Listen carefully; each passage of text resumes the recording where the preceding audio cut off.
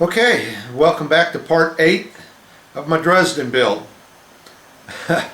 Well, I guess I upset somebody last week on my video because I got 2 dislikes.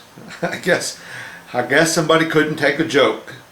I know probably what it was I said, and I probably shouldn't have said it, but you know, I'm always kidding around on here with you guys. You know, I'm always making fun of the guys over in Australia and England about, you call them decals, I call them decals, you call them cotton buds, I call them Q-tips, you guys drive on the wrong side of the road. You know, that's part of life, you know.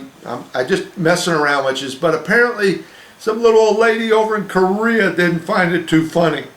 So I guess her and her husband watched my video and I got 2 dislikes out of it. So...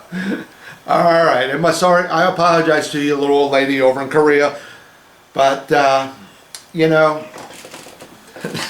that's me. Alright, with that being said, let me get on to the ship itself.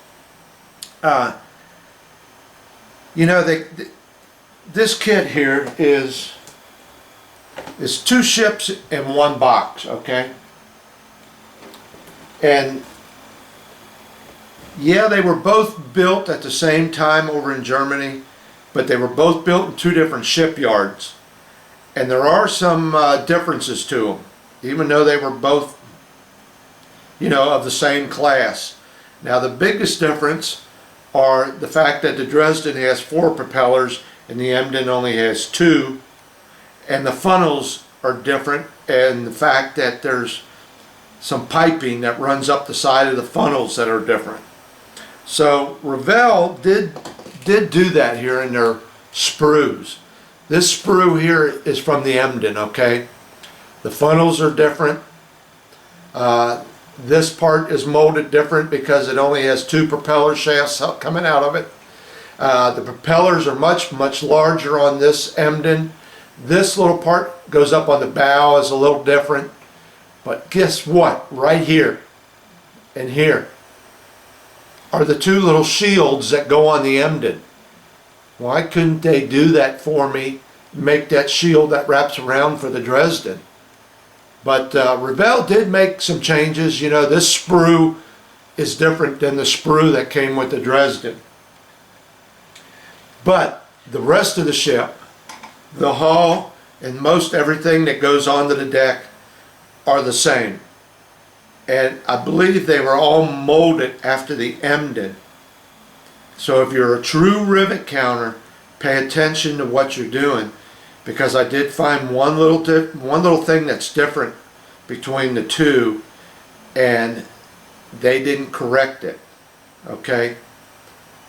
So you have to really, if you're a real true rivet counter and want to be historically correct with the ship, do your research. And when I get to that part, I'll show you what it is. I'm not going to change it. I'm going to leave it go. But is actually what they're doing is on the Emden and not on the Dresden. So when I get to that part in a couple videos from now, I'll show it to you and show you the difference. Is it a big thing? Probably not. I'm not going to change it. I'm going to leave it go. But yeah, they didn't really give you the 2 different ships. They gave you the Emden, is basically what I'm building here is the Emden, but because of my paint scheme, the propellers and the funnels, it becomes the Dresden. If that makes any sense. So yeah, pay attention to your research. Do it if you want to be really historically correct. Do it. It might seem something minor, but I did notice it, but I'm not going to correct it. Alright, with all this being said, let's get on to the ship where I'm at. Alright, so no, that's not a drink. That's a candle. And it's the smallest candle I could get a hold of in the house. Alright. What I'm going to try and do here is stretch some sprue. I need a little piece of plastic, okay? This is all backwards. fit up here, like I said before, to go the opposite direction. So I need to get me some little plastic stretched out. Now I played around with this a little bit last night because this is the first time I ever done this. And there's a little trick to it, you know. You just got to fiddle with it. You just got to get it softened up enough to where it'll start stretching. If you get it softened too much and you start stretching, it'll break. So, all right, let me get this candle lit. Now I imagine there's all kinds of ways to do this, but this is the way I chose. Now I just got some little pieces of sprue that I cut off of my parts thing. Okay, we'll start with this one. Okay, here we go. And you don't want to hold it right on the flame, but a little bit above it. And you'll see it'll start softening up like it is right now. There we go, stretching it. Ooh, that looks pretty good. I'm going to hold that right there. Alright, so see, I got a piece there stretched out. Now, thing is, you want to get this to lay out flat and keep it straight. Otherwise, it'll get a slight bow to it, and then you're stuck with that. Alright, so I'm going to do a few of these to see where I'm at. Let me measure that one, compare it to my little one up here. That's pretty damn close, but we'll do a couple more. I don't know what to tell you here. Like I said, I've never done this before until last night. This is probably only the 4th or 5th time I've done this. So you just gotta, I guess I got about 1.5 inches above that flame, and you can start, there it is, starting to, and see, I held it there too long. And I don't want to go the longer out you go with it, the thinner it gets. So I know I need a pretty small piece. Now you know, here's a small piece of sprue. All right, as long as you don't burn your fingers.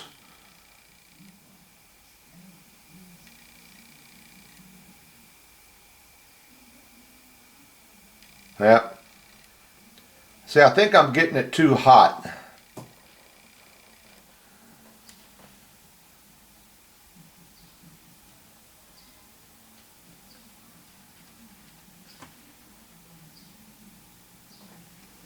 Let's try it again.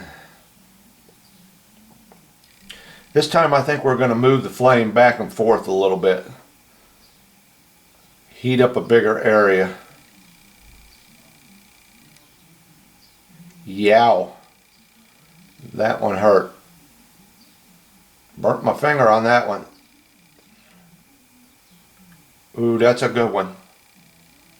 I think I'll hold that right there. I can get 2 pieces out of that one. That was a good one.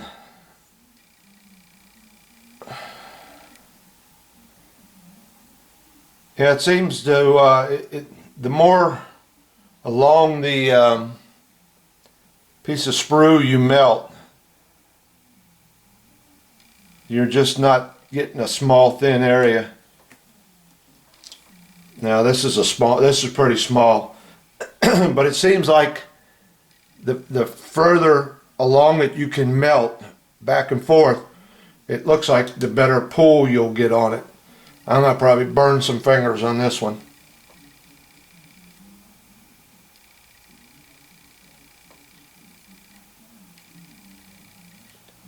Yeah, buddy.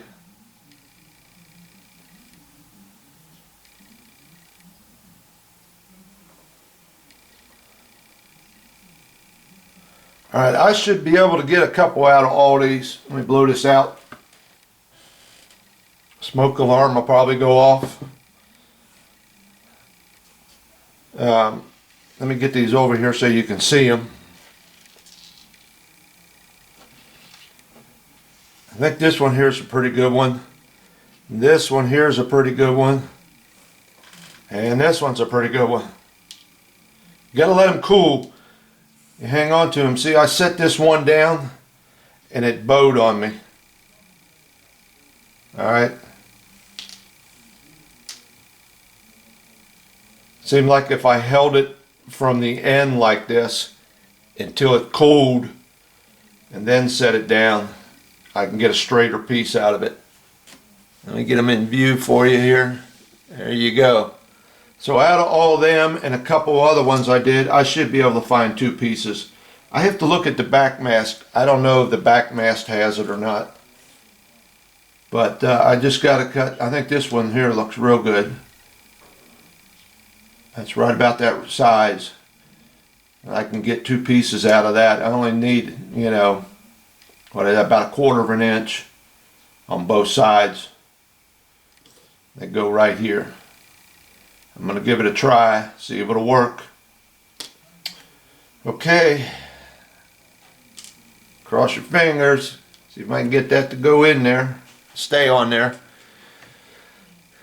And that's my little lesson on stretch and sprue. Okay, so here we are. I finally got my flags in from over in England. Apparently they were on, I guess, holiday or whatever you call it over there for 2 or 3 weeks, and that's what held them up. You can see this one here says it's the German naval ensign, First War. That's picking up for you.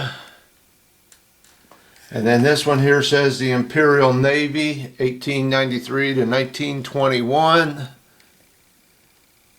Now, both of these flags are 10 millimeter.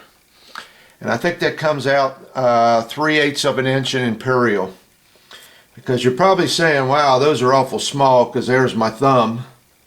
Well, I got on the internet and on my scale calculator, and I looked up 3/8 of an inch in 1/350 scale, and that comes out to be about 11 feet.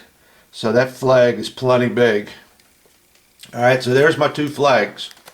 Actually, there is 4 flags there. There's 2 of those and 2 of those, and they're printed on a piece of cloth, and they're printed on both sides.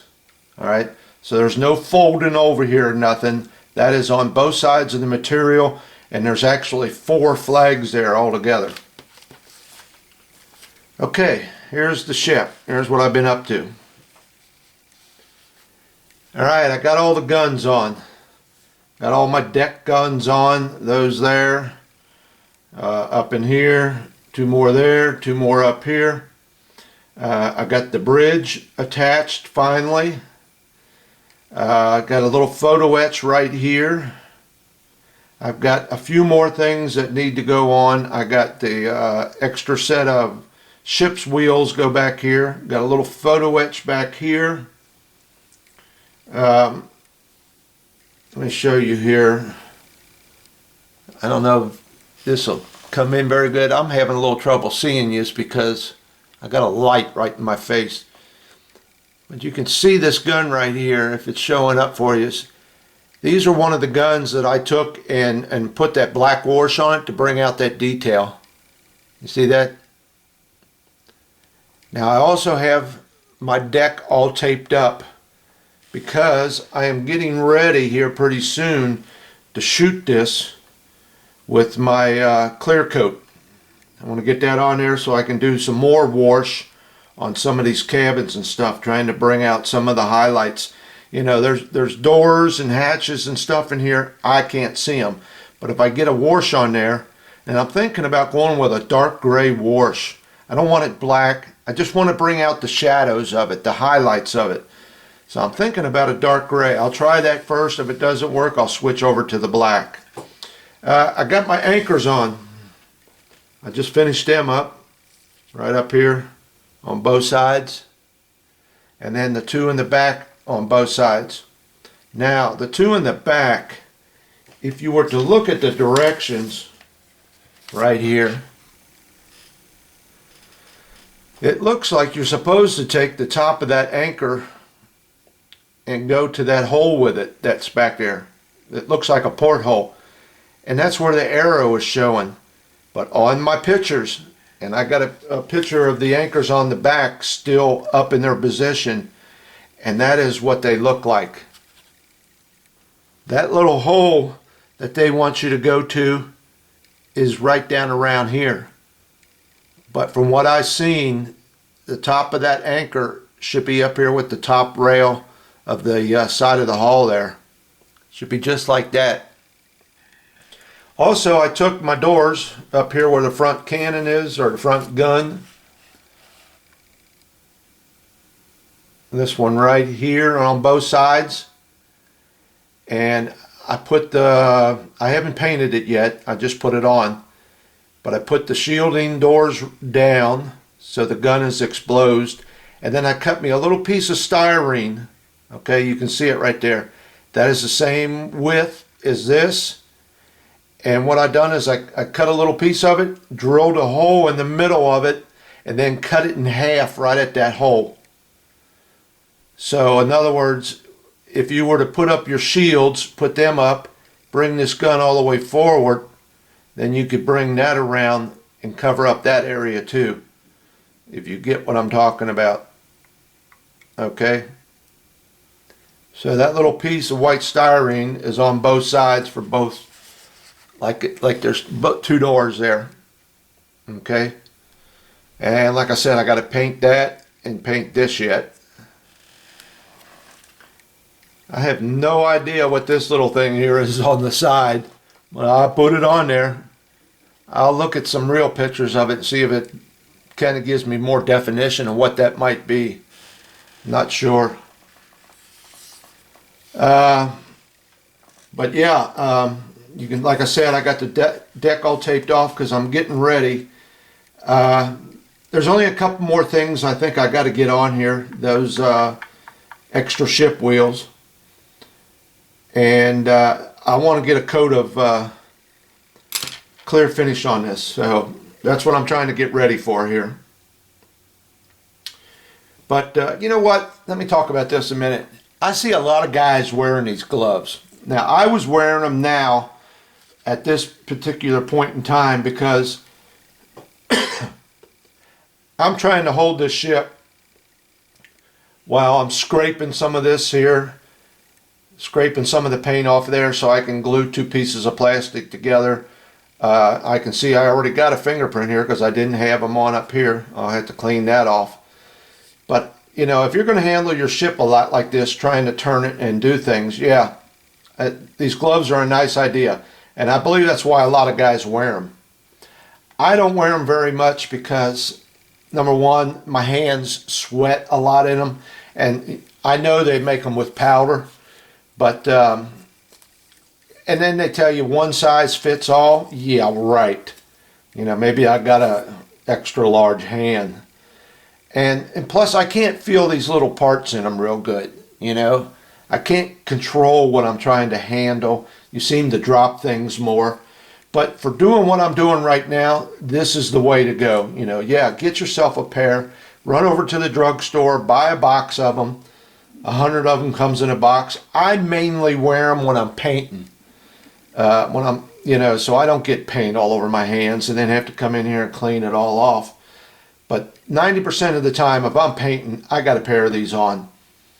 But when I'm working on the ship, I don't mess with them too much. But it is a good idea when you're this far along that if you're going to be handling it, like to put these anchors on or these doors up here, or maybe a little touch-up work with a brush I did, and you're going like this and that, then it's a good time to have these on. Because like I said, I wasn't handling it. I didn't have them on when I was handling it before. And with this light on here, I can see a fingerprint right there. So I'm going to have to go over this with some alcohol and get them fingerprints off. But yeah, get yourself a pair. I mean, you know, yeah, they're worth it. I don't like the way they feel. And then my hands sweat so bad inside there. Alright, so I'm gonna get a few more things on here. I gotta look at the directions, see what else I got left. I'm gonna hold off on them funnels. because, you know, I still have to get my rudders on here, my rudder and my propeller shafts in that. So I still got to mess with that yet. And then I think the funnels are going to be close to the last thing I put on. Oh, I got my mast done. Let me get those. Oh, I got something I want to show you. Okay, here's my mast. I don't know how many of you caught it in the episode where I was stretching sprue because I had to get 2 more pieces of mast up here. I have them going in the wrong place. I kept talking about up here on the top. They didn't. They went down here to this first platform from the top. So you can see here, that's what I had to do right in here. Okay, put that on there, and on the other one too. But if you were watching in my earlier videos, I was going to put them up here, and that was the wrong spot. They go down here. All right, so that's what that is. Little pieces of stretch sprue, some dab of glue, and hold them on there and just pray. Now, I got my spotlights in there. I did go ahead and put them on them little platforms like I was talking. I sanded them down. I got them down about half their thickness.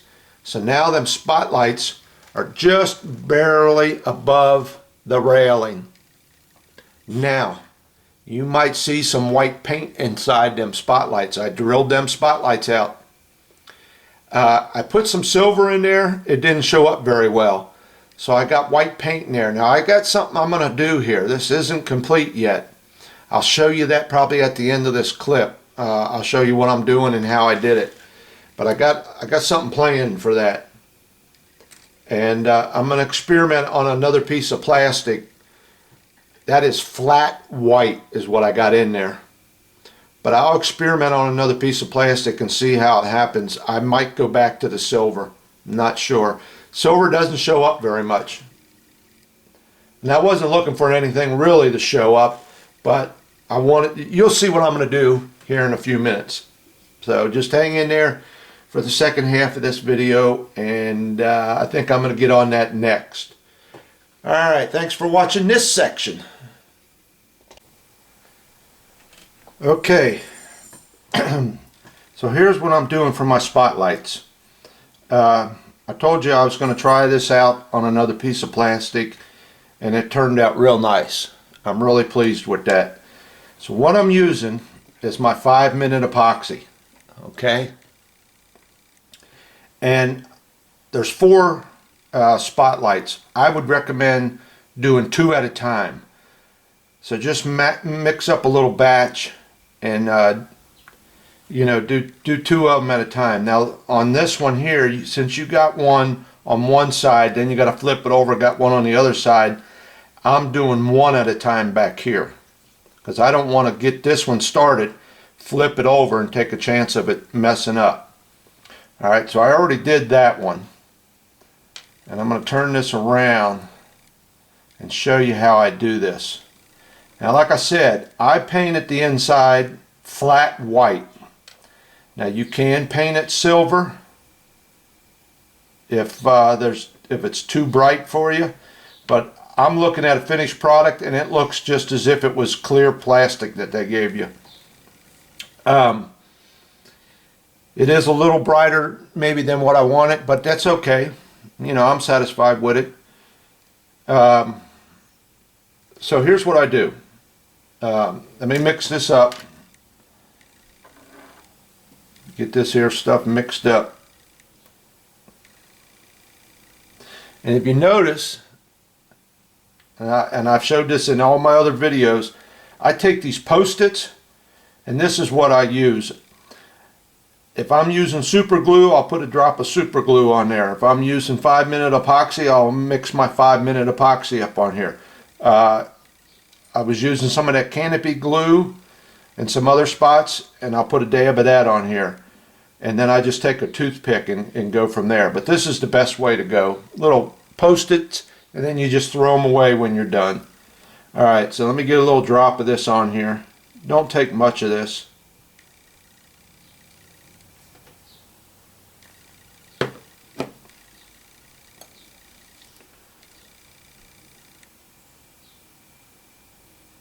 Okay, we got some dead air time here while I mix this. Okay, I take my toothpick and just mix it up.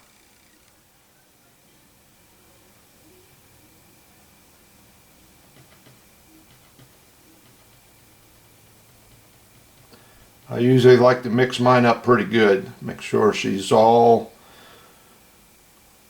stirred up real good. Okay. Let me get a hold of my light here. Now you can see where I drilled that out, where I got that flat white paint. I got a toothpick in my mouth. You can see that flat white paint in there. And I got it drilled out. So now I'm going to take a dab of this, get it on the end of my toothpick.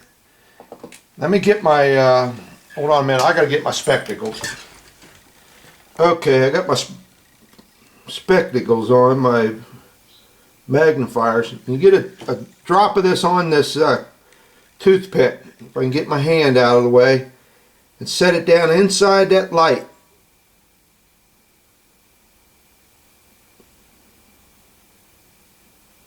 And get some more. Got to get it dropped down inside that light.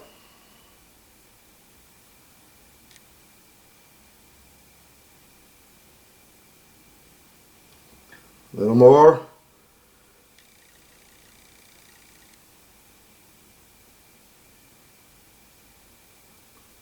Okay, now I got that little hole filled up. Now I actually want it to be up above that. And this this will pretty much stay within that circle there. You can't go too far, can't get it too high, or it might flow out. So I just need a little bit more on there. Just touch it.